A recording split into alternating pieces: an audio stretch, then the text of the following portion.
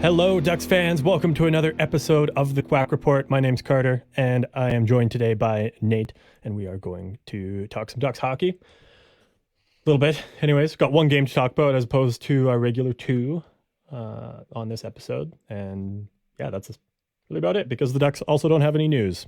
So Yeah. Not a whole heck of a lot going on in Ducksland, which I guess isn't a horrible thing sometimes. Sometimes it is, but we also are nearing trade deadline. We are under the 2-month mark at this point from the official day. So and we got a little bit of news related to that as well coming up. So yeah, exactly. Things will start to ramp up a little bit, but in about a month or so, probably, just because teams are so cap strapped this year that they're going to wait to make trades until kind of the last possible minute. And we kind of saw that last year too. Like that was probably the busiest trade deadline day we actually saw in few years, 10 years, 10 years, maybe. Yeah. It was genuinely worth it to sit down and watch like the trade deadline shows on TSN and Sportsnet and at least in Canada for a few hours. It was worth it. So and guys weren't having to the broadcast wasn't having to like fill it up with just other stuff, which was kind of nice. So yeah, it was good. And then the actual like big names were still on the board, and then they actually got traded for the most part as well. Whereas the few years before, well, not the few years before, because it's been a while since the Duchesne trade, but for like 3 years it was Matt Duchesne, top free agent, exactly. top guy on the trade board, and nope, nothing happens. Yeah. And then like all the other guys were traded like earlier in the week, and it was just lame. But this year I think will be another good year. So yeah. So I don't know, how was your week? I'm gonna avoid the show just a little bit longer intentionally, not to not talk about it, but because I'm just trying to I'm trying to get a build up to it here. I'm just trying to figure out one last thing. Okay. So how was your week? Yeah, it was pretty good. Just pretty chill. Just working. Nice weather. So got to it's warmed up. My my alleyway is still a ice rink. Oh yeah. Like not the kind that you want to take your skates on, the kind that you're like wishing you had spikes in because it is so bumpy and everything like that. Like the way that like a fucking disaster. Yeah, the way that like cars like melted like tracks into it kind of thing. And it will grab your car and like you can't get out of it or that kind of thing. Yeah, like you try and like just turn into your driveway and your car's just like, no, this is where the tracks are. We're going straight. Yeah, exactly. And I think it was last week. It got so slick that I was turning into my alley at about 5, maybe pushing 10 kilometers an hour, which is not very, very fast. It's like walking speed. Like, or like 5 kilometers an hour would be like walking speed. Yeah. And I didn't like hammer on the wheel to turn or anything like that. And my car started sliding and sliding and sliding. And I nearly hit my neighbor's fence. Shit. And I'm just like watching this and I'm like, there's like nothing you can do at that point. No, and I'm just sitting there. I'm just like it was enough time for me to process I'm sliding. I'm not able to stop. I'm seeing the fence here. I might be paying for some damages here in a moment. Yeah. Like in that amount of time. Yeah. In that amount of time that it took me to say that was about like I couldn't stop no matter what kind of thing. And I think I probably stopped within like half a foot of the fence. Damn. So I got lucky there, but I'd say so. Yeah. Yeah.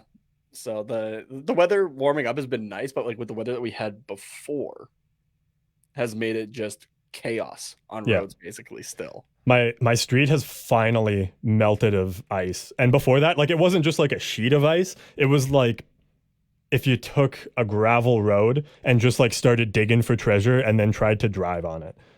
Yeah. That's what my road was like. It was potholes, not really potholes, but like ice potholes, I guess. And then it was like the same sort of thing where there was really only one place to drive, and it was where the tracks were made. And so it's mostly clear now, but still turning onto the road, there's like a big pile of just like melted ice, like half melted ice, snow crap that if I take the corner too sharp, it like scrapes the bottom like undercarriage of my car. Oh, jeez. I only did it one time. Yeah. So, and it was early in the morning, but Yeah. yeah, so it's a disaster. Yeah, where we live just actually did a like I can't even say a horrible job. They just didn't do anything They didn't do about a the job. roads at all.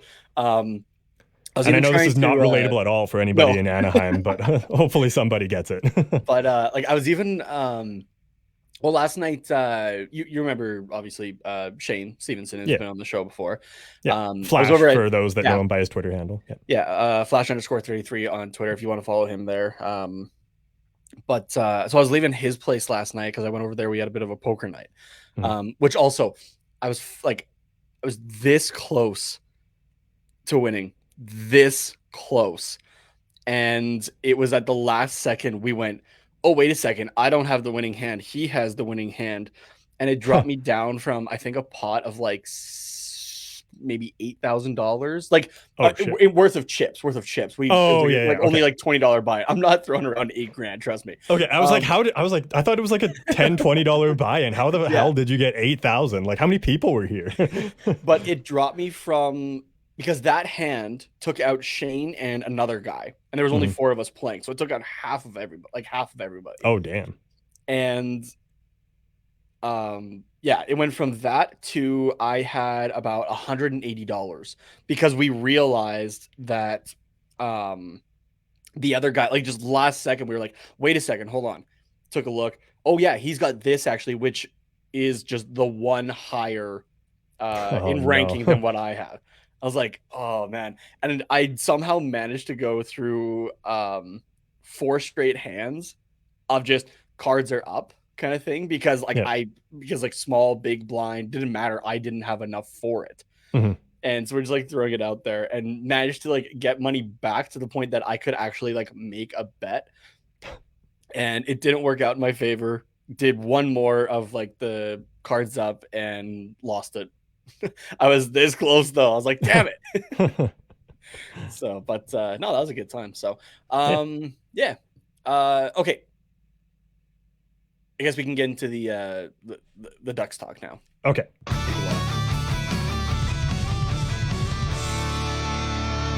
So the thing I was trying to set up here, so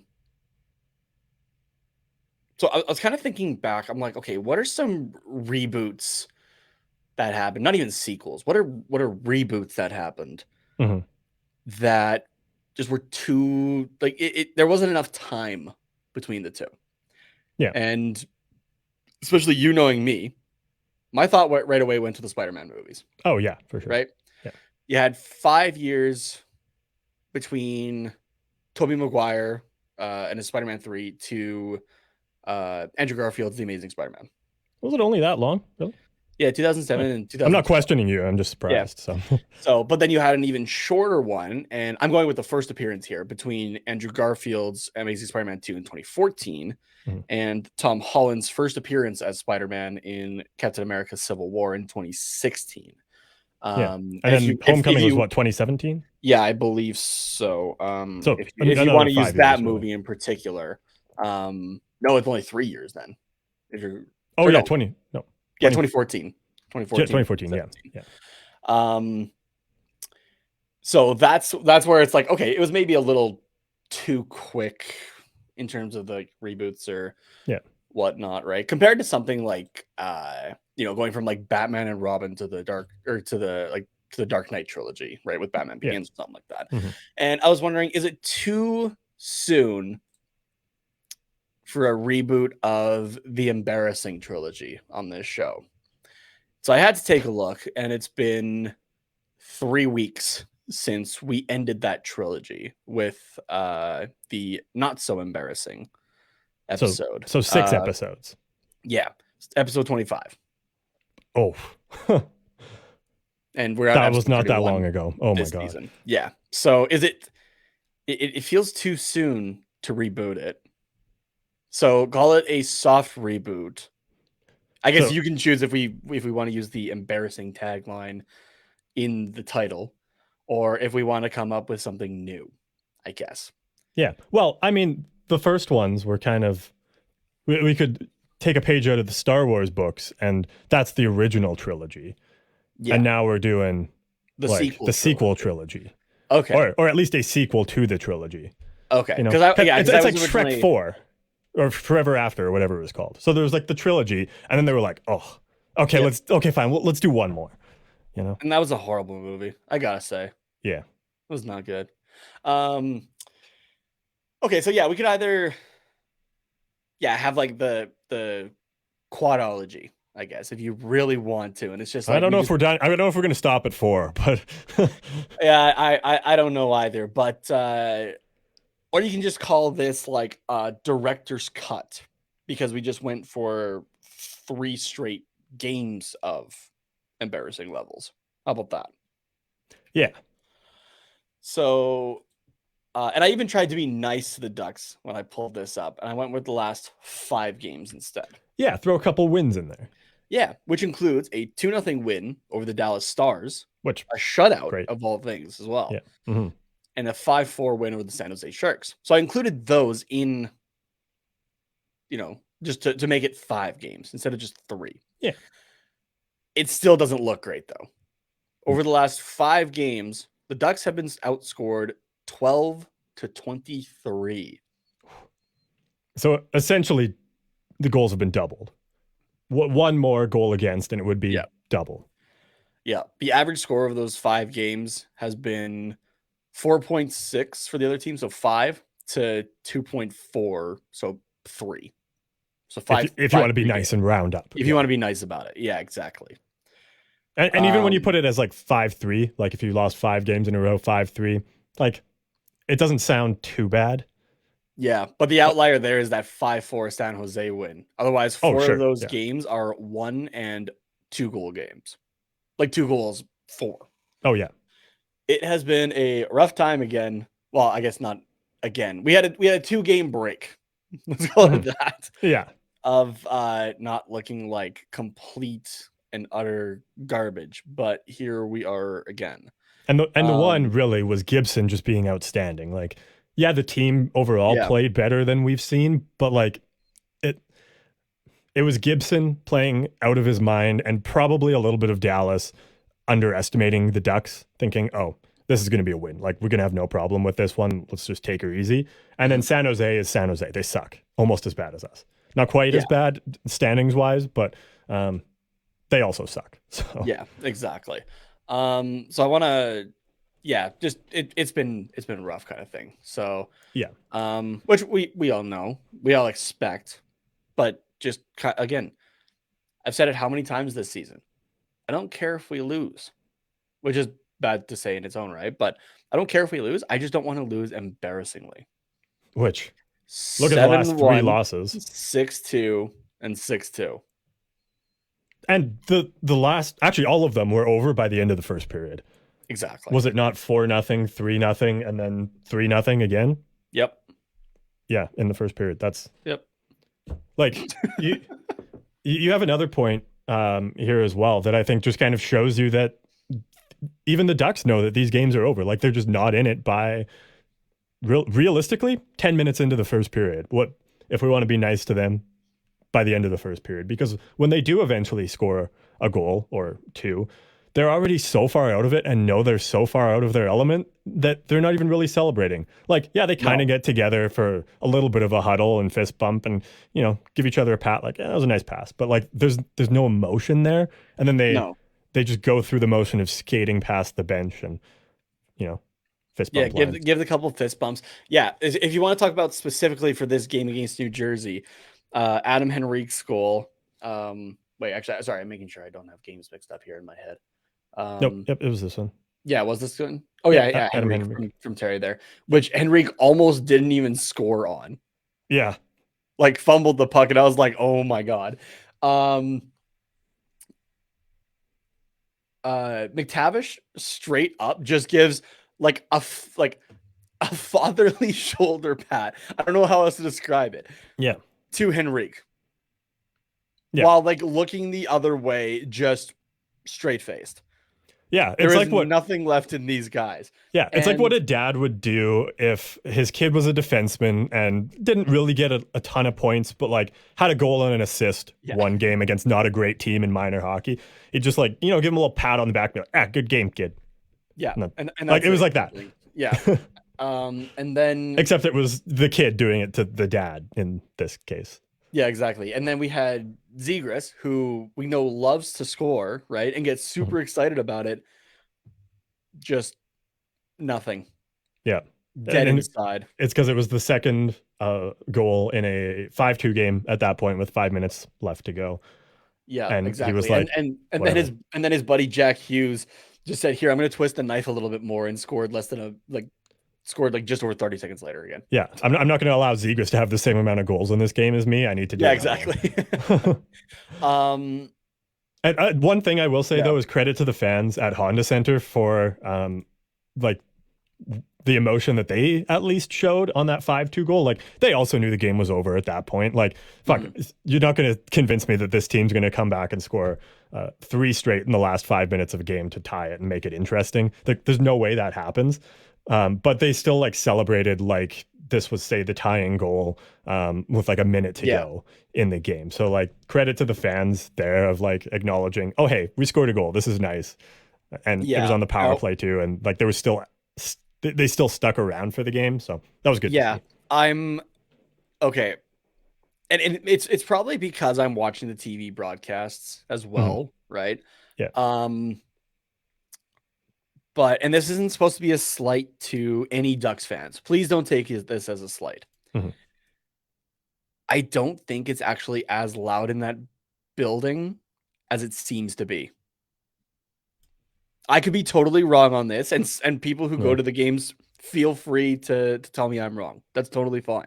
Like Mhm. I said, I'm only seeing this on TV, but I don't think it's as loud as it is, and I think there might be some crowd noise pumped in through the PA system.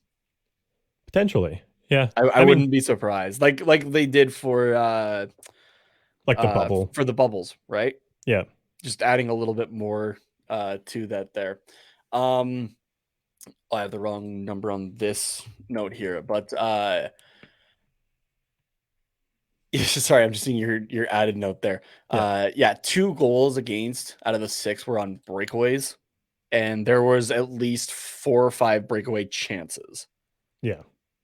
for New Jersey alone. Yeah, you got here like giveaways for everybody. The bakery's open. Mhm. 12 giveaways in Yeah. this game for the I, Anaheim Ducks. I tried to find some more like season stats on it, and there isn't really anything out there. Like there kind of is, but you really have to look for it. There's not like just a good summary of it that I could find. But yeah, in this game it was especially noticeable. And you know, if the Ducks are giving the puck away 12 times, generally it's not like the most egregious turnovers ever. Unless Like your name is Kevin Shattenkirk, who gave up it says only 1, but like there was no, 2 no, or no. 3 there. There was at least 2 that directly led to goals. So that's Yeah. that's a damn lie. And the shitty thing about these stats is that the home team is the one that counts them. So they're always inflated or deflated. They're always skewed to kind of favor the home team in a way. So if Yeah. this exact same game was played in New Jersey, the giveaways would probably be a lot higher for Anaheim and lower for New Jersey. So it's not super reliable anyways, and that's probably why there's not a lot out there. But yeah, one for Shattenkirk's a damn lie. But like in previous games this season, they might give the puck away 12 times, but it's like the result of just a good forecheck by the opposition, and they just go to kind of rim the puck around the boards because they don't really have a good passing option, and then the other team ends up picking up. Like it's those kind of giveaways that like it's not super egregious. But in this game, I think probably 85% of the giveaways were like direct tape to tape passes to the other team Yeah, or exactly. like And directly yeah. off of somebody and like and then the other team picks it up and gets a breakaway. So like The one that comes to mind was Bratz. Fowler tries to knock the pass out of the air. I mean, that one's not really a giveaway, but it was a bad choice by him to just try and knock the puck out of the air, and then it goes directly to Bratt. Shattenkirk's, like you said, the one giveaway that I think whoever does the stats in Anaheim at Honda Center had to give to him because it was so obvious. Yeah. Was actually it was another stretch pass to. I thought it was Bratt. Was it? Am I mixing up these breakaway goals? Not sure because the Bratt was in the first period. The Bokus was in the third. Yeah, there might have been a breakaway chance that got stopped. That might have been it. Maybe that's what I'm thinking of. Yeah. So, but I think the other one was Bratt, but I thought it was his second goal. So maybe there was actually 3 goals against on breakaways. Yeah, I'm looking at the numbers. I'm looking at the numbers here, and I'm kind of surprised that it's fine. That the Ducks aren't in the top 5 actually for giveaways. I know. Season. I'm kind of surprised actually. It's hard to give the puck away when you don't have the puck, though. That's true. That is true. The Ducks are 16th in the league for giveaways and 17th for giveaways per 60. So your average at 7.94. So we're good for about 8 biscuits turned over per game. Yeah. And okay, so 4 more, and the bakery can be open and have a dozen per game special. Baker's dozen special or whatever. Yeah, like we did worse than the top average, or I guess top in terms of worst. The Montreal Canadiens at 10.65 per 60. Yeah. So we did worse than the worst average in this game. I would like to see those stats, and maybe this will be something that I could try and put together because now I'm curious, is like giveaways per like 60 minutes of possession time so that it takes into account like how long you have the puck and how many giveaways you have when you have the puck. Yeah, that'd be... I don't know. I think that would be like the best way to kind of evaluate those because, yeah, like you said, the worst teams for giveaways are the ones that don't have the puck.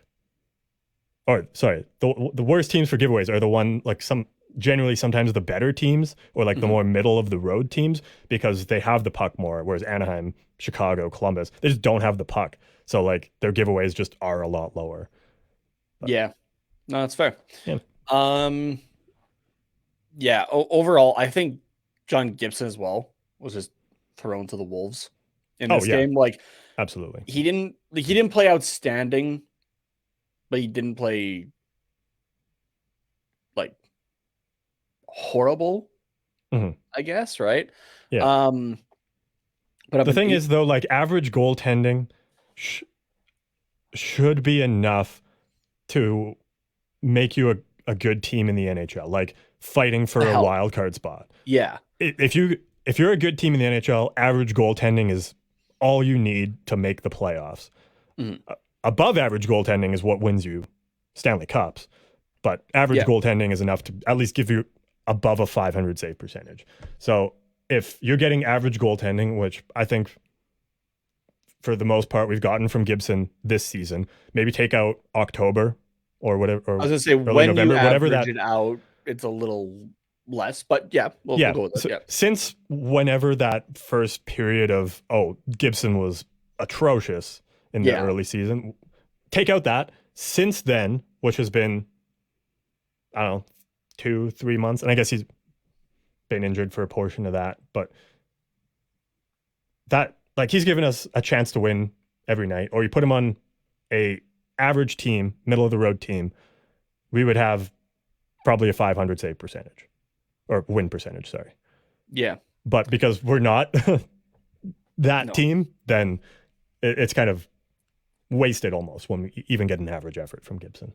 Yeah. So as we talked about, the Ducks and Gibson gave up 3 goals in the first period alone. Yeah. On 12 shots. I feel like that's normally enough for a mercy pull. You'd think, especially with the back-to-back coming up, as we'll talk about later. You'd think, but apparently not. So let's just keep Gibson in there for an 846 save percentage over the rest of the game, and give up 15 high danger chances. Oh man, that is That's a lot. Yeah. And this is how you know that it's not like fully on Gibson, is when you're looking at the goal save above expected, it's only a negative 1.16 in On a 6 6-2 goals game. against. Yeah, like Yeah. and 1,500 chances against too. Like Yeah. those two numbers right there say that there is a bigger problem, and Yeah. it's the 6 or 7 guys that we're addressing. Well, actually, no, it's not even that. It's the 18 other guys that we're addressing. Yeah, and it's partially on them, and this is going to be the whole wrap up, I think, of this. Yeah, it's partially on them because as we've seen, kind of overall, and we were talking about this as well before, just the effort is not overly there anymore, right? Oh yeah, it's the halfway point of the season, and these guys are broken already. Every single Duck has April whatever. I don't know when the season ends. It's usually early April. Yeah. Well, they have it circled, and they're already planning their vacations for the summer. They have it circled on their calendar, and the next day they're fucking off to, I was going to say like California, but they're already in California. So I don't know, somewhere warmer. Maybe if you live in California, you go on a vacation to somewhere cold. I don't know. Yeah. I don't know what goes on, but you're off elsewhere either way. Yeah. So yeah, the April 13th. April 13th is the last day of the season. So that's circling everybody's. Yeah. So the effort's not there, but at the same time, and I'm glad Jake Rudolph caught this and posted it on Twitter, because I thought I caught it too. Yeah. And I just didn't get it written down in time. He put on Twitter at Reindeer Games 91. If I heard that right, Callahan just attributed Eakins with saying that right now he doesn't care about systems. He cares about effort from his team.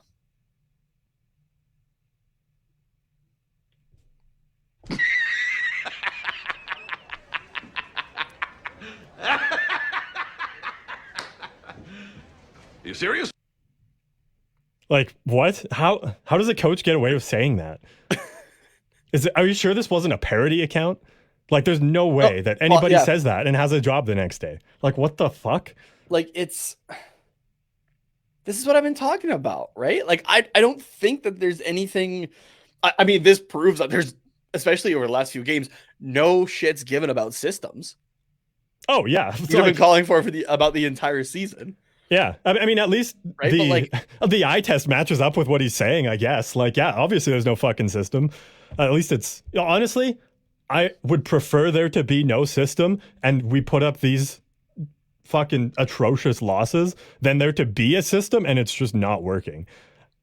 I'm the opposite. I would prefer to have a system. I would prefer to be like the Chicago Blackhawks, where you know that there is nothing there as much talent-wise, but there's at least a system that guys are able to follow that gives them an inkling of a chance. Yeah, don't get me wrong. I would like a system as well. But ladies and gentlemen, if you are subscribed to whatever the Bally Sports package is, if you're subscribed to Sportsnet Premium, right, to ESPN in Canada, to ESPN Plus.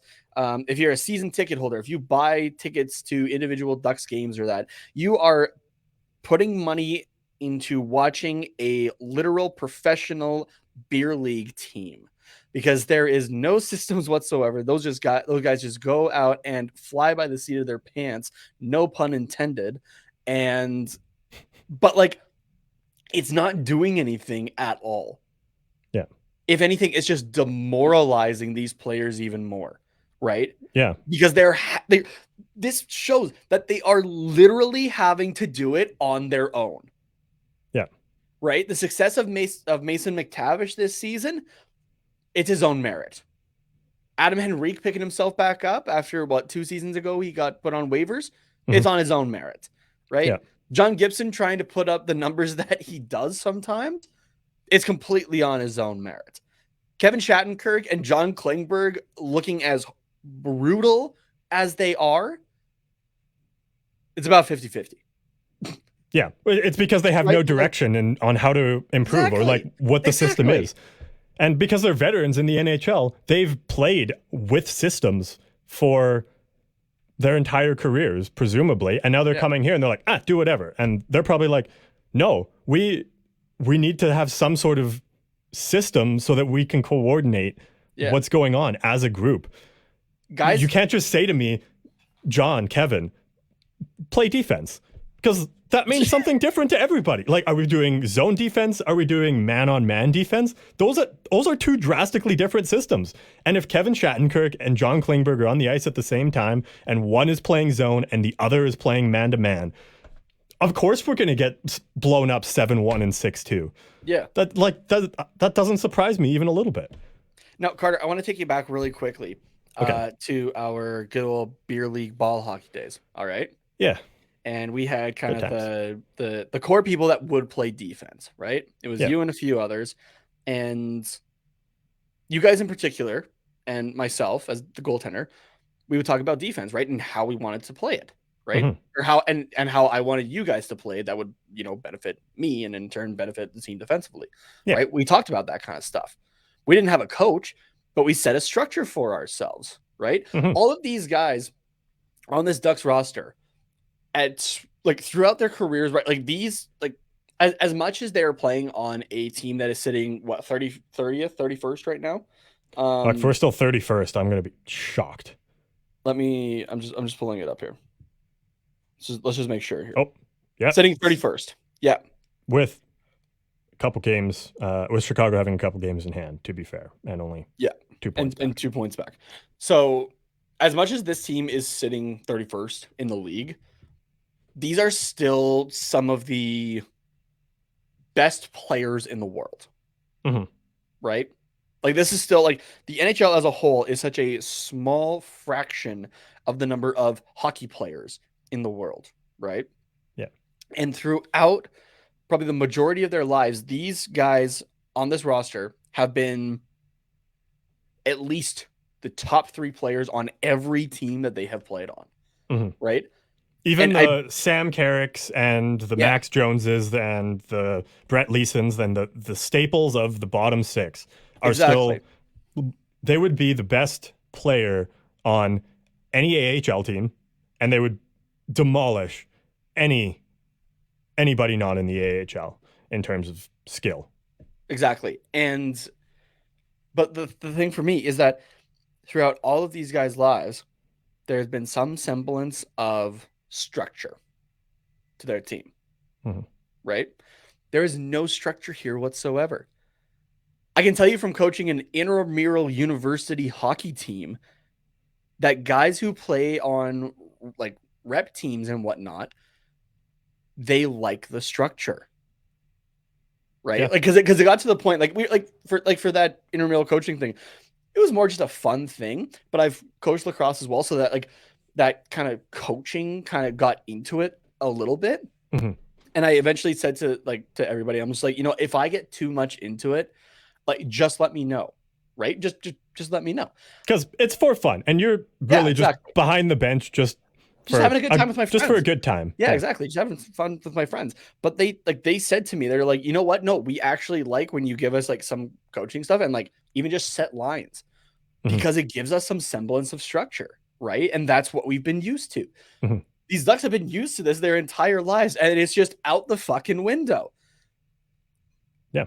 Dallas Eakins is literally standing behind the bench to do absolutely fuck all.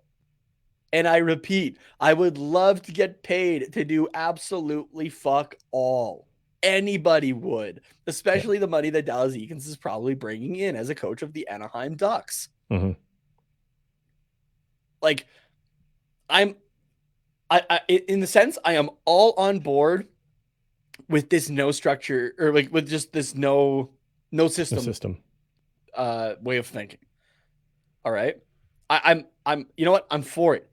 If he gives the best chance, if come June, I guess, when the draft lottery is, that the first overall pick goes to the Anaheim Ducks, great.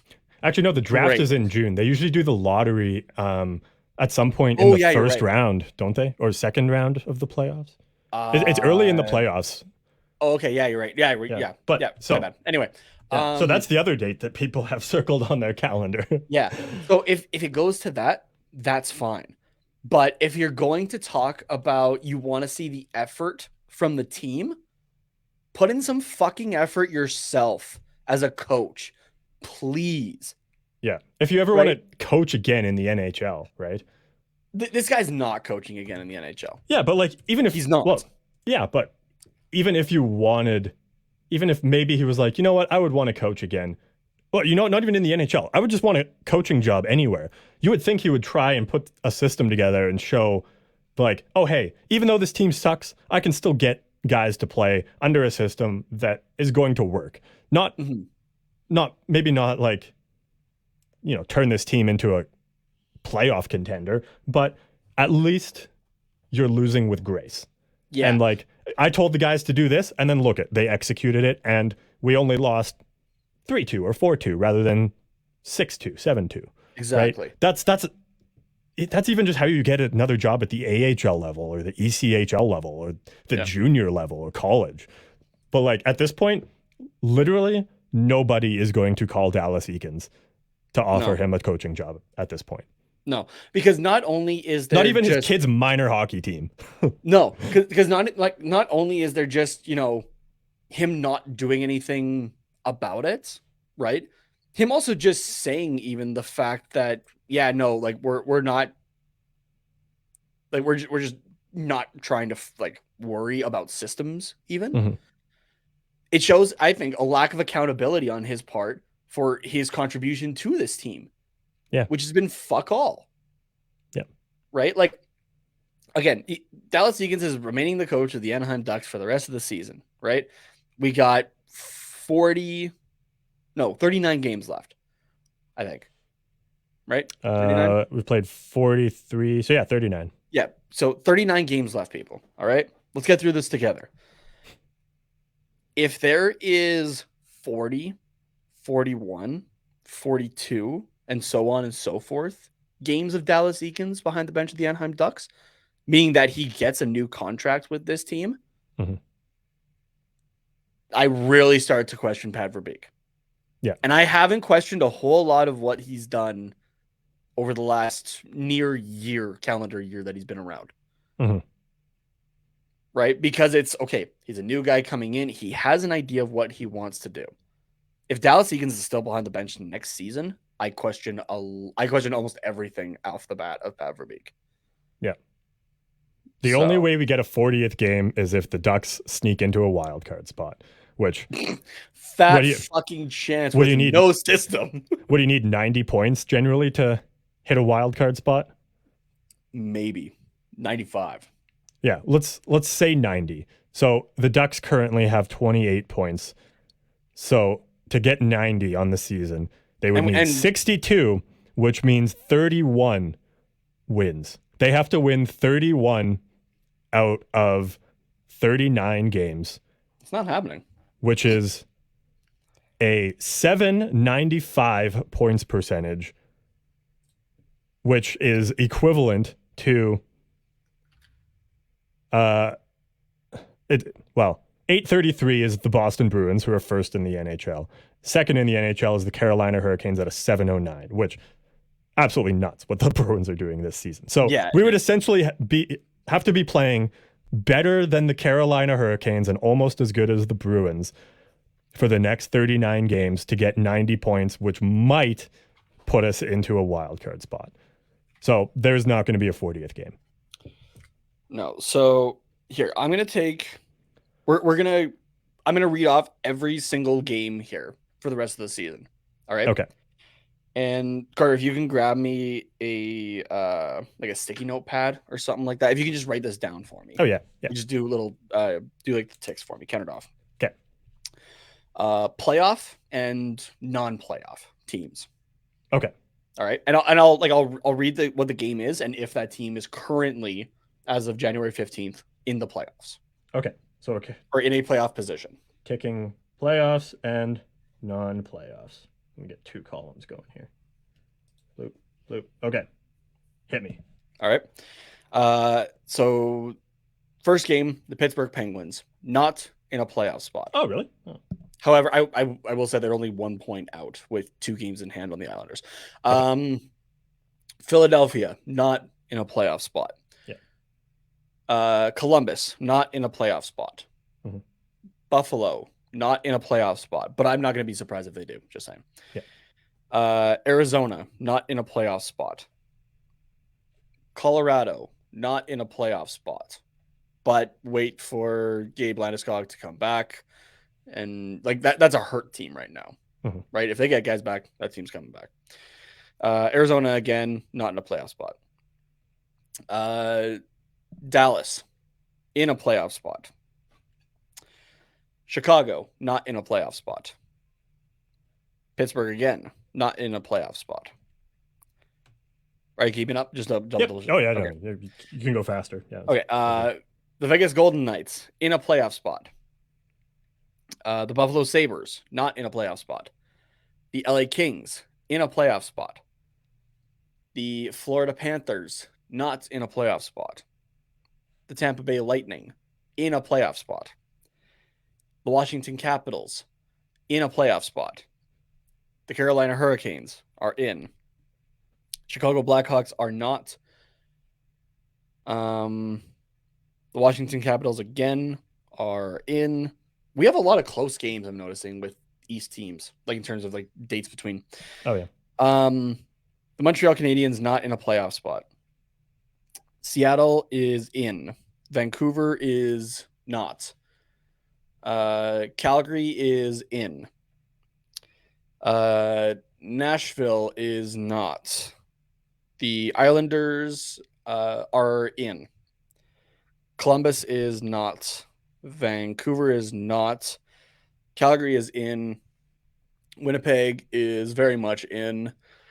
St. Louis is not. Colorado is not. Seattle is. Edmonton is. Calgary is. Sorry. Just wait. Oh, okay. Where did I lose you? St. Louis. St. Louis? Yeah. St. Louis is not. And then, not. Okay. And then start from there again. Colorado is not. Okay. Seattle is. Okay. Edmonton is. Yep. Calgary is. Yep. Edmonton again is. Arizona is not. Mm-hmm. Colorado is. Oh, Colorado is? Or sorry, isn't. My bad. Yeah. Vancouver isn't. Mm-hmm. And the Kings are. The Kings are. Okay. Okay, so what's the balance on that? So we got 5, 10, 15, 23. I think I accidentally counted one team twice because we add up to 40. I think it was in the non-playoff ones. So let me take off one there. And then we'll go there. Okay, now we got 39. Okay, so we got 17 against playoff teams, 22 against non-playoff teams. But I did keep a tally of teams that were out, but were like still close at least. And 1, 2, 3, 4, 5, 6, 7. So that's 8. 3 of them being Colorado, 2 being Pittsburgh, 1 against Buffalo, 1 against Nashville, and 1 against St. Louis. So those 8 non-playoff teams are fighting and playing like the bottom tier of playoff teams. Mm-hmm. So they're kind of that middle of the road one. Yeah, the rest of this season alone, like, yeah, we're up against tough competition. Yeah. Right? It's not happening this year. And if I don't see, one, any effort out of Dallas Eakins, but 2, a understandable level of effort out of the Anaheim Ducks, wholesale changes. Yeah, for sure. Wholesale changes. I will say, just as you were reading those off, we do have a significant number of games upcoming against really, really bad teams like Chicago, Columbus, Philadelphia, like just in the next couple weeks, I would say. So, I mean, hopefully things turn around a little bit. And that also kind of says to me we have had a pretty tough schedule so far. Like we've played a lot of good teams and not just better than us teams, because there's a lot of those, but just good teams already. So yeah, of course it's going to look like things are really, really bad, but now things are going to look less bad because hopefully we can put up some decent efforts and get some wins against the bad teams like the Philadelphias and who else did you say? Oh, Arizona. We have a few games against. Vancouver. We have like 2 or 3 against. So those ones, hopefully, even if they're not wins, they're also not embarrassing losses. Yeah, exactly. I'm taking a look at cap friendly right now as well. The back end is where there's a lot of UFAs. John Klingberg better be gone before the trade deadline. Otherwise, sweet, we filled out a roster spot for $7 million this year. That's not what you're trying to do. Kevin Shattenkirk, as much as he was fun earlier in his career, I don't want him anywhere near this team anymore. No, personally, it's not a personal thing. Like in the locker room and that, I'm sure he's great. Is just on ice though, it's not worth it anymore. It's not.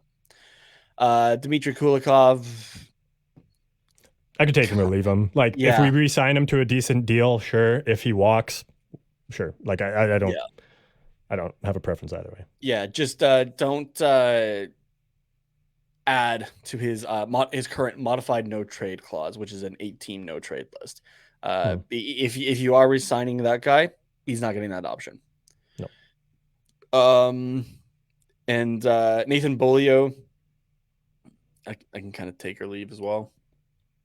He's shown a lot of like grit and fight, and he's been able to step in when called upon. So I would prefer personally to re-sign him, but again, but there is other guys out there like him. Low. Fuck, don't give him 3-4 million, but like give him 1.5, somewhere in that range. I'm fine with that. Yeah, exactly. Jason Megna, he's been all right filling out the bottom 6, but he's not I'm clamoring for Megna to come back. I don't know. I'm just kind of taking a look if there's anything else that you can do at the upcoming trade deadline. Actually, we kind of did most of our stuff last season, honestly. Like really, it's just Klingberg and probably Kulikov. I think he could go. I think a team would be interested in him at 50% retained. Like, you just, I don't know. I'm looking specifically at 2 of the 4 RFAs that we have coming up in Troy Terry and Trevor Zegras. And sorry, there's I guess there's Drysdale too. Yeah, there's one on the injury reserve in Jamie Drysdale. You need to convince those guys that this team is going to turn around in the next 2 seasons. Yeah, actually, I have something I want to ask. It might not be worth it for them, right? Yeah, I'm gonna toss it in down here because I have a couple extra things I want to get to about the game, and then we'll take a little break. But I do want to come back to those guys just very, very quickly. So, the one thing I had just to wrap this game up on my end was just special teams and penalties. So, we got the 1 goal on the power play, Zegras' goal in the last few minutes of the game to put us at 1 for 4, 25%. I'm fine with that. You know, again, the bar is so low, but when you put it at 25%, that's good. I mean, ideally you go 2 for 4 because you don't generally get 4 power plays in a game, but we'll take what unless you're any team playing against the Anaheim Ducks. Yeah, except for the New Jersey Devils in this game, where they only had 2 power play opportunities, where they went 1 for 2, which you look at 50%, that's not great, but we also only gave up 2 power plays, which is good. And I believe one of them was a shortened one because there was some 4-on-4 time as well. Yes, there was coincidental minors at the very end of the second. Okay, so that was full 4-on-4, I think. Oh no, there was also it was shortened because a minute before that there was Sharon Govich was in the box. So that's confusing. Anyways, so it's I was fine with that all around. But did you have anything else just about this game? Yeah, I'm gonna add one more thing here, and I hate like slamming just on guys in particular, but this episode in particular seems to be Kevin Shattenkirk's. Yeah. That's what, 3 cross-checking calls maybe in the last 5 games on him? Just off the top of my head. Mm-hmm. Why? They've been calling it all season. Use your shoulder, please, Kevin. That's all. Yeah. Throw your fucking stick away. Seriously. It doesn't do you any good. You can't break out pass for shit this season. You're using it just as a weapon instead. Get rid of it. Yeah. Please. Spare the rest of your team the trauma. Thank you. All right. Yeah, he had one against Edmonton, one against what's their nuts? New Jersey. And I'll just go back as far as San Jose, see if he got one there. I feel like he did. Oh no, he didn't actually. Okay, yeah. But no, a couple in the last 2 games anyways, which doesn't look good. Here, I'll go to the Stars too. Since I'm taking 3 in the last 5. I think he didn't have one there either, but still, 2 in the last 2 games is unacceptable. So yeah. Okay. Let's take a quick break, and we will hear from my friends over at DraftKings Sportsbook. Promo code THPN if you want to bet on anything NHL, or because it's NFL playoffs, now is a great time to do that. And Nate has a little bit of news regarding that for you, and we'll see you guys in just a minute here. The NFL playoff action continues. We're one step closer to Super Bowl 57, and for the NFL divisional round, check out DraftKings Sportsbook, an official sports betting partner of the NFL. New customers can bet just $5 and get $200 in free bets instantly. Plus, all new and existing customers can take a shot at an even bigger payout with DraftKings stepped-up same-game parlays. Boost your NFL winnings with each leg you add up to 100%. So, what are you waiting for? Download the DraftKings Sportsbook app now and use the promo code THPN. New customers can bet $5 on the NFL divisional round and get $200 in free bets instantly. Again, that's promo code THPN, as in the Hockey Podcast Network, only at DraftKings Sportsbook, an official sports betting partner of the NFL. Minimum age and eligibility restrictions apply. See show notes for details. So, we've talked about my betting luck before when it comes to the Anaheim Ducks. Just continuing on with the DraftKings promotion here a little bit. I texted you the other night and I said I found the loophole, because whenever I've bet on Anaheim Ducks games, they're typically games that, you're looking at the matchup, that team should lose, right? And I think I've bet on the Ducks 3 times this season, and all 3 times they have won, whether in overtime, regulation, whatever, they've won. Yeah. So has screwed up. I like to go with the parlays. But I found the loophole and I texted you about it. I just don't bet on the Ducks to lose directly now, is what I'm going to do. So I texted you what my parlay was. So I had a 2-team parlay. One had a same game parlay in there. So the same game parlay was New Jersey versus Anaheim, where I bet on the Devils to score in the first 10 minutes of the game. Which, pretty safe bet. Exactly. Considering I think going into it, it was I want to say it was like a negative 150 were the odds. Oh, yeah. On that happening. So, safe bet. Yeah. Safe bet.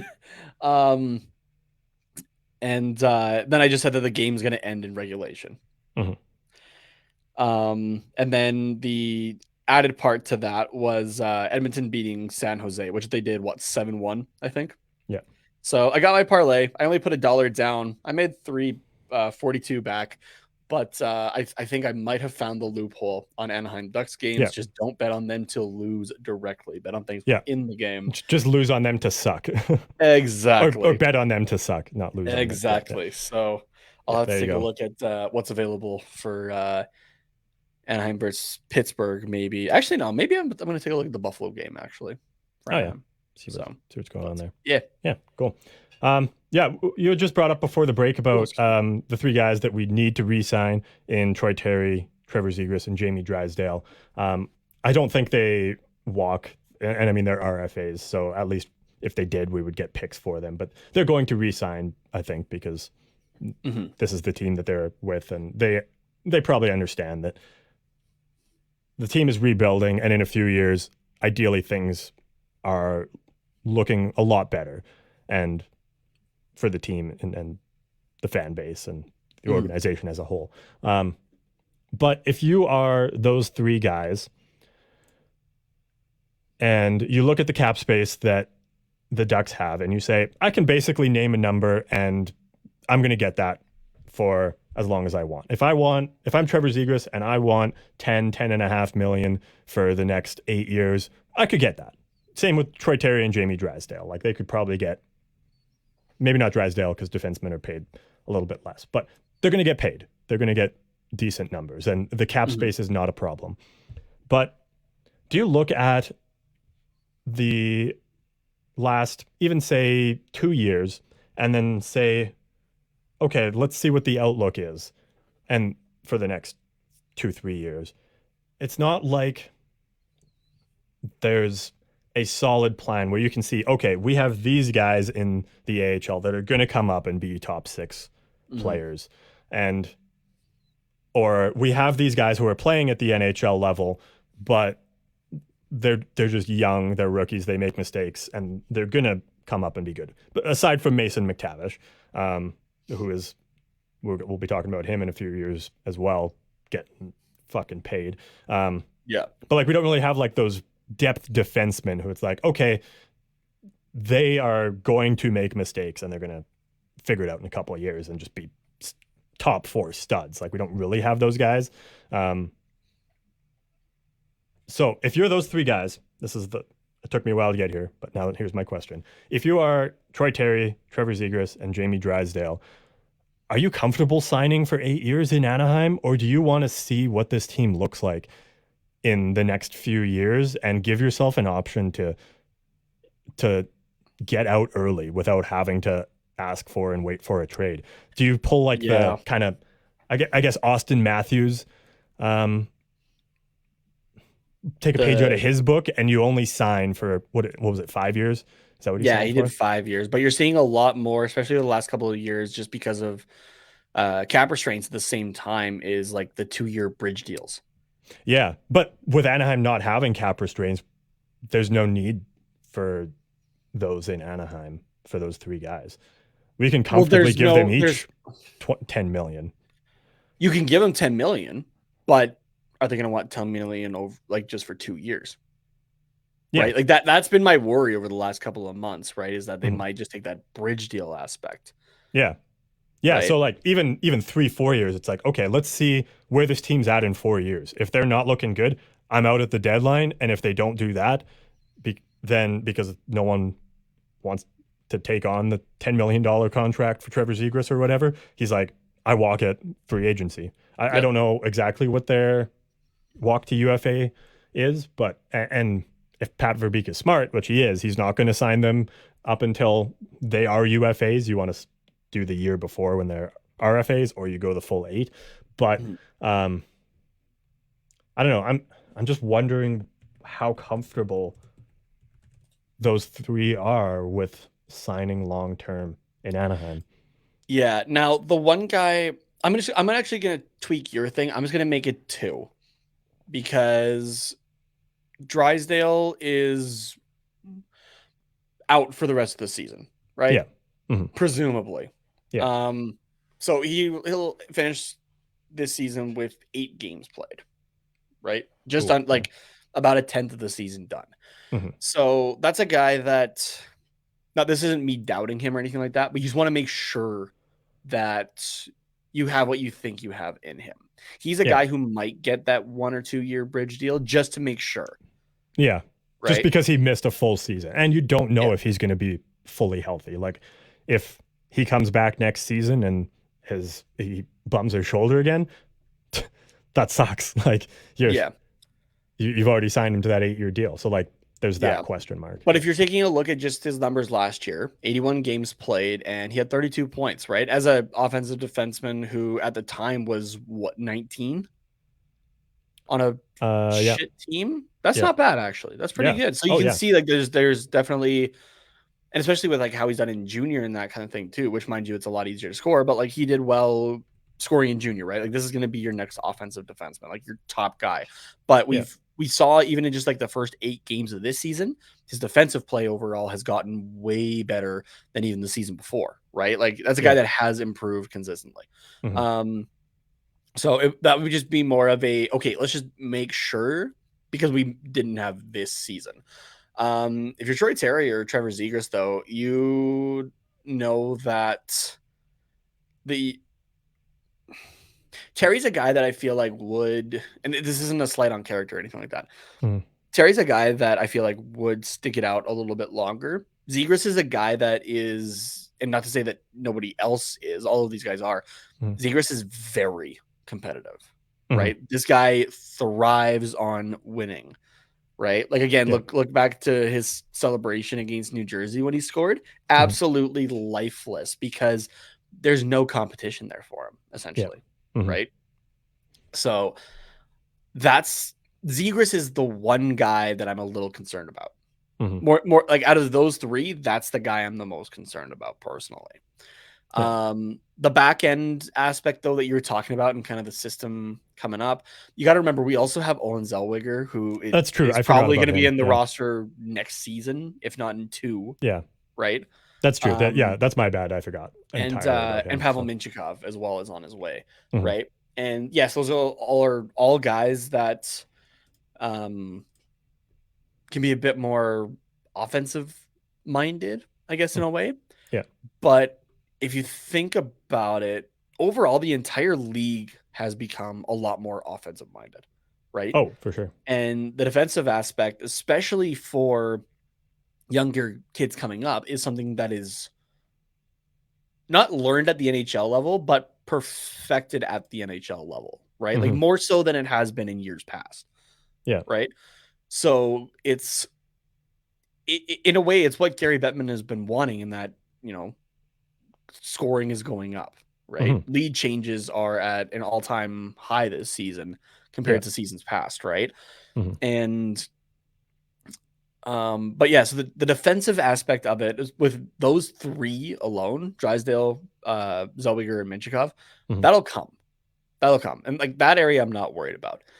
But it's that front end too, where you do have guys currently who are like, some like a Terrier, McTavish, or a Zegras are in their youth relative to the NHL, right? But then you have some guys that you have locked up, like Strome and Vetrano, who are 29 and 28 respectively, right?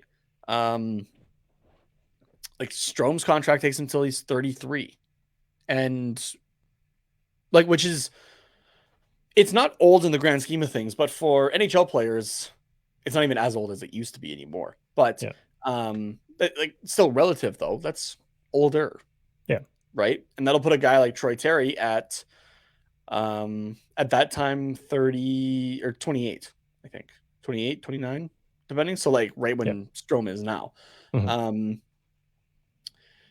Like the team overall is just a little bit, there's youth injected, but the older guys are older, I guess, in the sense of Shattenkirk's the oldest on the roster at 33. How many? 1, 2, 3, 4. So 4 guys on the back end are 30 or older. I'm not counting Nathan Beaulieu on that one. I'm looking at Cap Running right now. Okay. And then on the front end, you got Sam Carrick, Jakob Silfverberg, and Adam Henry, which Silfverberg is another guy that I'm not sure what's going on with him. Yeah. Like, do you try to shop somebody like him, or I mean, I'm just not sure. He has an A, so I don't think so. At least not this year, maybe next year when he's in the last year of his deal. But yeah, I don't think you do that this year. Did Josh Manson not have an A last year? He did. Yeah, but he was also in the last year of his deal. Yeah. So yeah. And Silfverberg has a 12 team no trade list, which doesn't make him immovable, but at 5.25 mil, and that clause, and then another year of that, and the points that he's put up this year, which has been 10 in the last 42 games, or in the 42 games he's played. Mm-hmm. Who's looking at that and saying, I want to trade for Silfverberg? Silfverberg has been put into a situation not entirely of his own, or not entirely not of his own doing. Yeah. But he has been put into a situation where there's not a whole lot of opportunities for him there. Mm-hmm. Right? Like, this is a guy that was consistently top 6. Yeah. For years, right? Mm-hmm. And it's just not, it's not that with this roster as constructed anymore. Mm-hmm. So that might be a case, like fellow teammate right now, Ryan Strome, where it just wasn't working in Edmonton for him. He got put on the Rangers, that it definitely worked for him, and he just went off again, right? Mind you, a couple of years difference, but you never know. You might get a couple more, like a team might get a really good season out of Silfverberg, and he extends his NHL career a little bit farther, right? Yeah. I just don't think that a team is going to be willing to give what the Ducks will want for Silfverberg, which I don't even know what that would be, but I would imagine that the Ducks would have a higher price tag on him than what teams are even able to pay for someone, even at 50% retained, like Silfverberg. But also, I don't think that if you're the Ducks, you even want to trade him, because yes, we traded Manson, who had an A last year, but now, like, we don't really have like a veteran guy in a leadership role with the team anymore outside of Silfverberg. Like, yes, Adam Henrique has been with the team for a while and is a veteran and probably a leader in the dressing room, but and then like Strome, he's a new guy and he could probably lead. But like, then besides that, it's all just Fowler. Sorry, I forgot about Fowler. Yeah, then really besides that, you don't have guys that have been around for a while and are like the veteran leaders of the team. So I think just for that intangible, you just suck it up for Silfverberg for the next season. Yeah, and that's totally fine. Yeah. So that's kind of where I would be at with him. If we still had like another veteran guy, like a Josh Manson, I'd say, okay, then you could get rid of Silfverberg, sure. But right now we have the young guys that could come up into that leadership role with a little bit of mentorship from Silfverberg. And I think that is more valuable than what we would get in a trade. So I'm taking a look ahead because I feel like this team is going to get built out of free agency a little bit. Along with like the couple of like high draft picks that the team has right now. Yeah. And we'll get this off season. But I'm taking a look, and there's a few spicy names there. Mind you, some of these guys I feel like are going to re-sign with their respective clubs. Yeah, so this isn't really a useful conversation at this point in the season, but there's one name that's been floating around quite a bit that it sounds like things have just been rocky in negotiations, that again, there's still time. But the Ducks have money. Right? You got to sign Zegras, Terry, Drysdale, but you'll still have money. And you want to inject, like, just not an old guy, but a guy that's been around long enough that knows that, like, can be that veteran in the room, I guess. The guy doesn't like to be interrupted when he's listening to Barbie Girl for an interview. David Pastrnak. I'm just throwing that out there. Yeah. You don't think I'm just going to say no, that's not happening. Yeah. Like it's a little like hopeful on my part for sure. But I'm going Patrick Kane and Jonathan Taves, unless they're dealt at the deadline, those guys are remaining Blackhawks for the rest of their careers, I think. Yeah. Tarasenko, I would have said yes, could be a possibility. to just leave St. Louis as a whole, but things have kind of gotten patched there. I'm not 100% sure with Ryan O'Reilly, but he's 32 as well. There's John Klingberg. We're hoping to get rid of him here.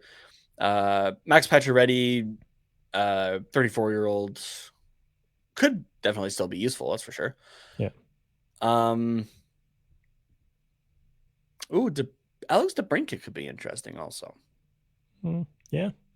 I mean, but Ottawa is more in a position to actually re-sign him, and I think he would want to re-sign I was just going to say spend money now because Melnick's not the owner anymore currently. Well, that too.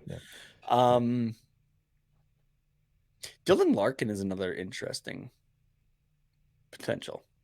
Yeah. No, there's names out there. Yeah. We just have to sell it to them. And I think we also have to lock up the guys that are here as well. So it kind of all has to happen together, but it's going to be interesting anyways. So shall we move on to some news? Get a little bit of that out of the way. Okay. Injury update. Isaac Lundestrom practiced on Sunday, day that we're recording this. And hopefully we'll be back on Monday to start the road trip here. I would imagine if he's practicing, he's at least going to join the team on the road trip, and then we'll see kind of when he plays. But Monday, I guess, is looking optimistic there. So if you got Isaac Lundestrom sitting on the bench in your fantasy team or on your IR spot, make sure you get him off of there before Monday. Is kind of what we're saying, just to see what happens. I'm interested to see the lineups if Lundestrom is back in. Yeah. So I think that could be good for Silfverberg as well, just to get Lundestrom back, because I think that's true. Some good stuff going there, but we shall see, I suppose. And then John Klingberg has submitted his 10-team trade list to the Anaheim Ducks ahead of the trade deadline. He had a full no trade going into to start the season as of January 1st. It is now he can be 10-team 10-team trade list. So there's 10 teams that he can go to. And I don't know if you're John Klingberg, you pick 10 teams that have $3.5 million in cap space or close to, that are pretty much locks for the playoffs and need a offensive defenseman. What those teams are, or who those teams are, I don't know if there even is 10 of them, but let's take a look here. Current cap space. We'll go everyone say 2 million in space and under, because theoretically there'd be a contract going the other way of a depth guy on a smaller hit maybe that would make room for Klingberg. Or 2 million and over, you mean? 2 million over. Yeah, sorry. Yeah. Okay. Yeah.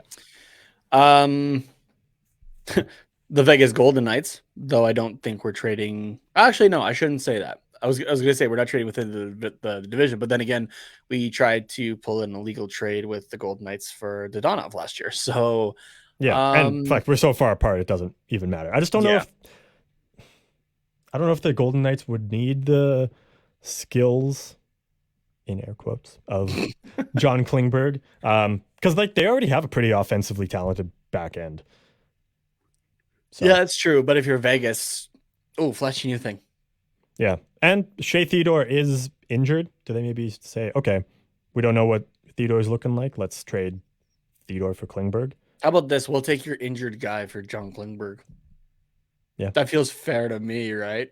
Yeah. I don't know. I wouldn't mind Shea Theodore coming back. It would kind of be great. Just undo all of the wrongdoings of Bob Murray. It would feel like if Shea Theodore came back, it's like, oh, the world is cleansed. Pat Verbeek has made it like Bob Murray wasn't even here. So, Washington has $5 million in space currently.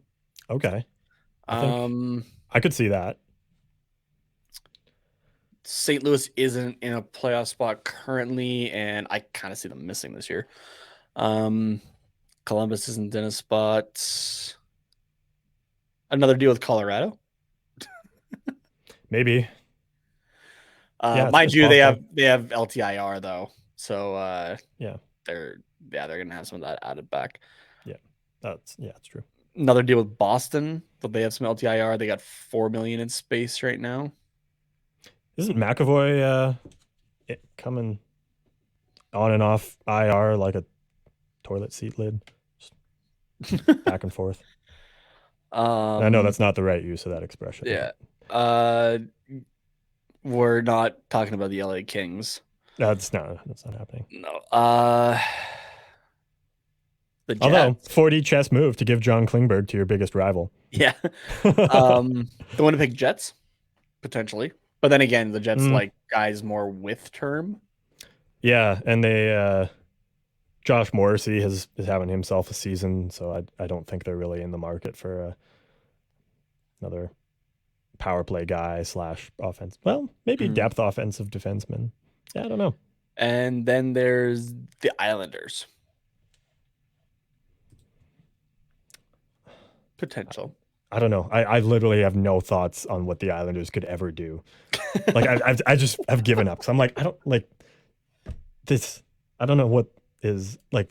I have no insight into Lou Lamoriello. Thank you, Lou Lamoriello's mind. Like what the hell could even be going on? So out of those names that you listed, I think Washington makes the most sense because they have the space. They need just an extra piece to take them one step further, I think, on the back end. And they have the space to do it. So, and they would probably be willing to give up a 4th or a 5th round pick as well. It shouldn't just be a 4th or a 5th. No, it really shouldn't be. Fucking Klingberg. Yeah. That's the one that makes the most sense to me. And I could see him wanting to go to Washington. Yeah. Like with his agent saying they have the space, they might be looking for a defenseman. I've called somebody that I know, and yeah, there is the possibility. Oh, holy shit. I just looked at Washington's cap friendly. They have 7 defensemen currently on their roster. None of them signed through next season. My God, you're right. Holy shit. Wow. that is definitely something they need to figure out. But John Carlson is the only guy, but he's on LTIR right now. Oh, yeah. So, I mean, I don't know what's going on with Carlson, how long he's out for, but hey, here's Klingberg and a chance to sign him for 7 or 8 years. Yeah, and probably you could do it for cheap because he knows he's not that valuable. Yeah, I don't know what's going on with Klingberg, but Carlson, but here's Klingberg, a chance to sign a potential power play quarterback for the next, let's say 5 years even. Klingberg is essentially your John Carlson insurance. Yeah, there you go. So literally same first name, 33 years. Is John Klingberg 33? 30. Okay, a younger John Carlson. So it's John. He's in his 30s, and he is a right-handed defenseman. Perfect. If that doesn't happen, come trade deadline, I would be shocked. Slap a shipping label on his ass and send him off, Pat. Yeah. John? We'll take Alex Ovechkin as a return. Yeah. Klingberg starts shopping around for houses in Washington. DC. Yeah, that one makes the most sense to me. Another option, I don't know what their cap situation is like, but Pittsburgh always seems to be able to pull shit off and is willing to, move whatever to make space. So hard over the last few weeks, though. So that makes me just a little skeptical of them. But kind of as I talked about, like, this was back in September. I guess I'm not counting out the Pittsburgh Penguins until they are out. And as long as you have Sidney Crosby and Chris Letang and Evgeny Malkin, but as long as you have even just those two, you go all in every single year. Even you could even just say as long as you have Sidney Crosby, you go all in every year. Yeah. At this point, they have Jeff Petrie out on LTIR again. A right-handed D, John Klingberg is the replacement there. Mm-hmm. So Letang's been out for the last few games. They have a very young defensive core, like Brian Dumoulin and Jan Ruda are Oh, and Chad Ruedel are the oldest, but like you bring in John Klingberg, you've got the veteran leadership, and you sign him long term. You've got someone locked up long term as well, so longer term. But yeah, so either one of those teams would make sense to me. But I would imagine they would be on his trade list. John Klingberg's. Probably. Up there, you'd probably also have like Colorado, Tampa Bay, Carolina, maybe like teams not with cap space, but at least are willing to go all in. I don't know if he would put Edmonton or Calgary on there. I don't know how he feels about Canada. But those are probably not on the list just due to tax reasons. Yeah. Is my bet. But I mean, even just as a rental, like I don't know how much of a factor that plays into things, but maybe Seattle. Edmonton does make sense, and he has been tied. Yeah, like, he has been tied there. Yeah. Pierre LeBrun even who had brought up that Klingberg had submitted the 10-team trade, said that the Oilers had discussed Klingberg. So coming up to the deadline. Yeah. I'm surprised at the lack of cap space by Seattle, but I feel like I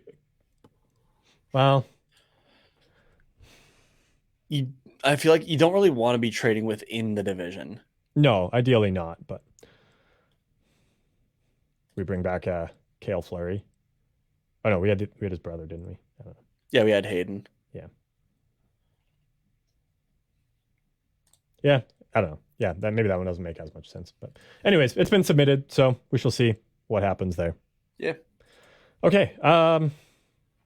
Before we move on to upcoming games here, Nate, you have taken over the BDE move of this week. Now, this one I feel like was a bit of a unintentional kind of embarrassing BDE move. But I'm still calling it a BDE move because it's fucking hilarious, I think. Okay. So earlier this week, the Anaheim Ducks had their Disneyland day, right? Where all the Ducks were there except for Trevor Zegras, people noticed, who might have just still been a little ill. Yeah, that's fair. Or he hates Disney. Yeah. But yeah, so the Anaheim Ducks and staff were all around on Disneyland that day. It looked like a really fun day from everybody posting their pictures and whatnot on different social media platforms. But this one from Sav NHL just made me laugh. She goes, quote, "The Ducks aren't good," I said. I turn around. Dallas Eakins is right behind me, and then has a picture in the next tweet for the thread of just like, I really wish I was kidding, and has Dallas right fucking there.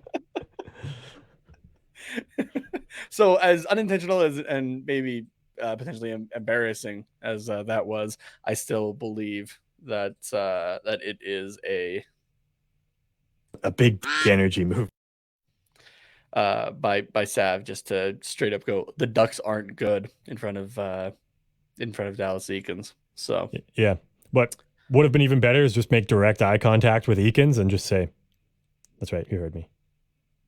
Just not break eye contact. No, that's where it's Dallas. Actually, no, yeah. Hold on a second. Let me rephrase this. A big energy move would have been just to look at him and go, the Anaheim Ducks are not good because of you. There you go. Yeah. And then like smack the massive turkey leg out of his hand if he had one.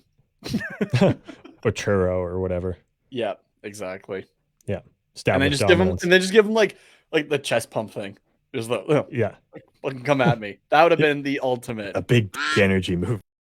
From Sav there. So yeah, but that's I saw that and I just fucking died, like laughing, and just died inside as well, because I'm just like, oh, just like the secondhand embarrassment of that too. So yeah, but I hope everybody had fun at the Anaheim Ducks Disneyland Day. That'd be fun to go to. So. Oh, for sure.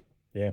get to meet some Ducks and be at Disneyland. Like, doesn't get much better than that. There's a few people pointing out because they did like this artwork on the ground that like when you're at a certain angle, like it looks like it's propped up kind of thing, like one of those illusion kind of things. Yeah. And people noticed that the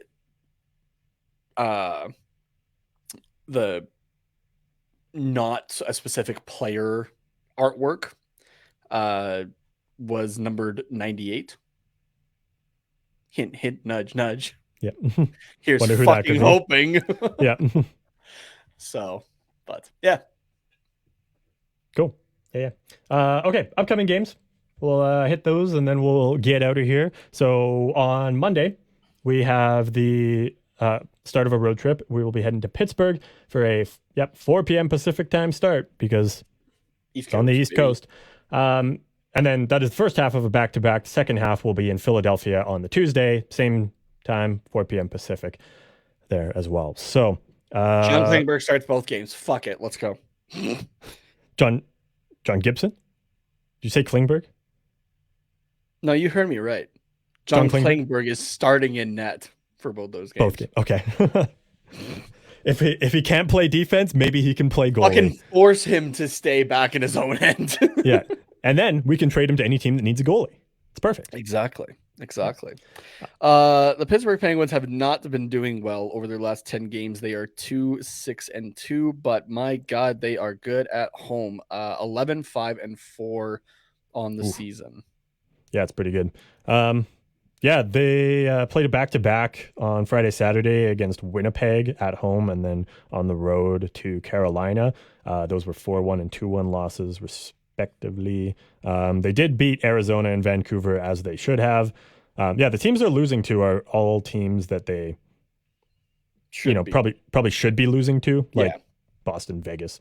And they are beating the teams that they should be. So except Detroit, they lost to them in overtime, but that was that massive collapse that they were up, I think, like 4-0 or 4-1. Oh yeah, that's right. So, so even though the last 10 haven't been good for them, as you said, they're good at home and they're beating the teams that they should be still. So, although I guess Vancouver almost came back because they were down like 5-2.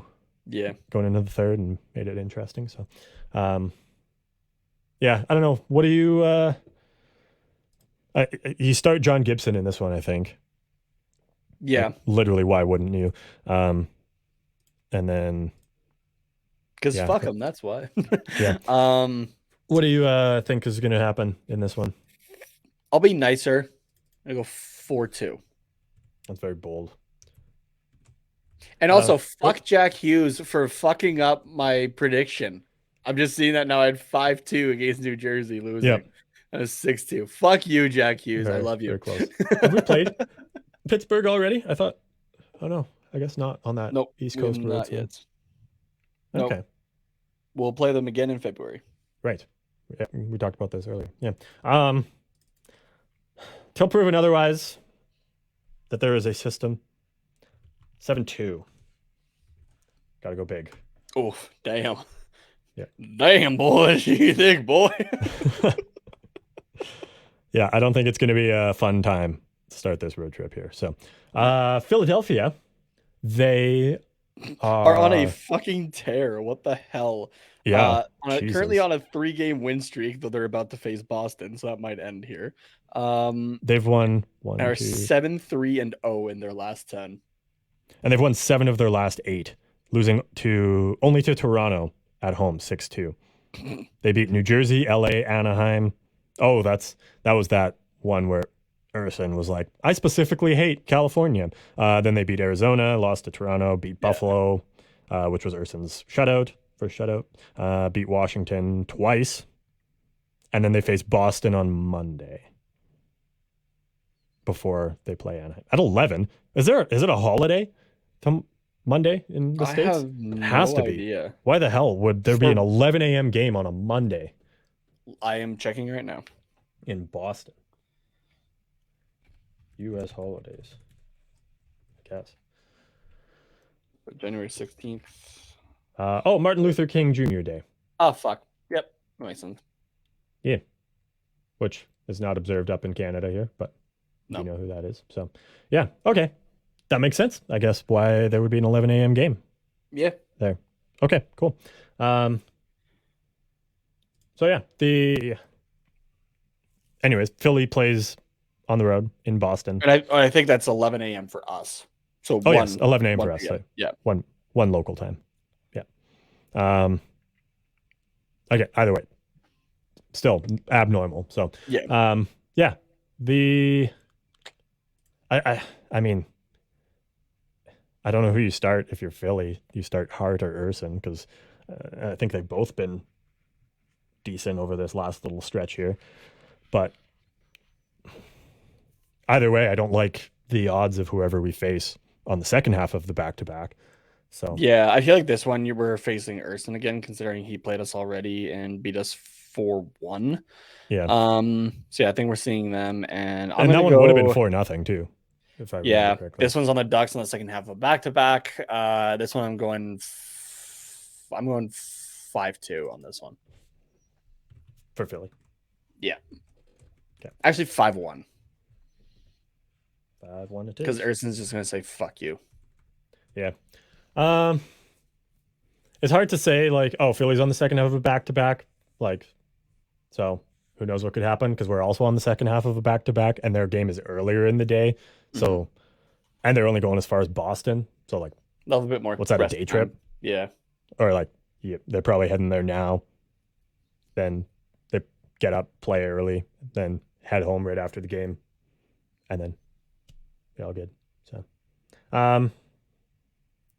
whereas the Ducks won't necessarily have as much rest. So, 4-2 for Philly. Right. Am I feeling generous? No, not really. Not for this one. I'll be generous against Columbus when we do Wednesday's episode. But, well, depending on how these games go, I guess. We'll see. I plan to be generous to Anaheim when we play Columbus. I love looking at the goalie stats here for Philly right now. Carter Hart with a 13-12-6 record, a 291 goals against, and a 910 save percentage. And you got Arison with a 4-0-0 record, a 230 goals against, and a 924 save percentage with a shutout in there. Damn. Oh, boy. Well, this has been an episode. Covered a lot of shit, I feel. Yeah. But, yeah, that's this has been an episode. That's a yeah. This has been an episode. This has been a season so far. What the fuck? Yeah, we went pretty wild on the Devils game. Got a little bit into some re-signing, looking ahead to the off season already, because we're not far from being mathematically eliminated from the playoffs. I don't think. And then the upcoming games are not looking promising. Not yet. They will soon, I think. But yeah, okay. Well, Nate, do you have anything else you want to say, or can we get out of here? Let's get out of here. Sounds good. All right. If people want to, what can we do for this one? If people want to tell you about the lack of system and commiserate with you that Dallas Eakins has put into place for this team, where can they do that at? You can do that with me on Twitter at Tatenamas, TATENHOMAS. Yeah. And if you would like to, I don't know, send me dog photos. More dog photos. More dog photos. You can do that at Carter_Potts, POTTS_97. Also, 100%, somebody on the Anaheim Ducks, just like in their organization, has to listen to this podcast. Considering the fact that we asked for dog photos, and then on Thursday at the Disneyland day, we got a dog photo on the Anaheim Ducks. Or on the Anaheim Ducks Twitter account. Yeah. Somebody has to listen. Yeah. So more dog photos, please. Anywhere. You don't even have to DM them. Just post them. You know what? The Anaheim Ducks need a team dog. Yeah. Actually, no. Let's just double down on the meta. The Anaheim Ducks need a team duck. There you go. All right. I want a team duck. Named Dog. A duck named Dog. Yeah. Fuck it. Let's go with it. Why not? Just embrace the chaos. You can also send dog photos or whatever, or duck memes to us both at Quack Report Pod on Twitter, Instagram. We're also on YouTube, where we will be live streaming our episode, 7 p.m. Pacific time is where you can catch that. Twitch as well, same thing at Quack Report Pod. And at HockeyPodNet is the network. We'll see you guys on Wednesday, Thursday, and go Ducks go.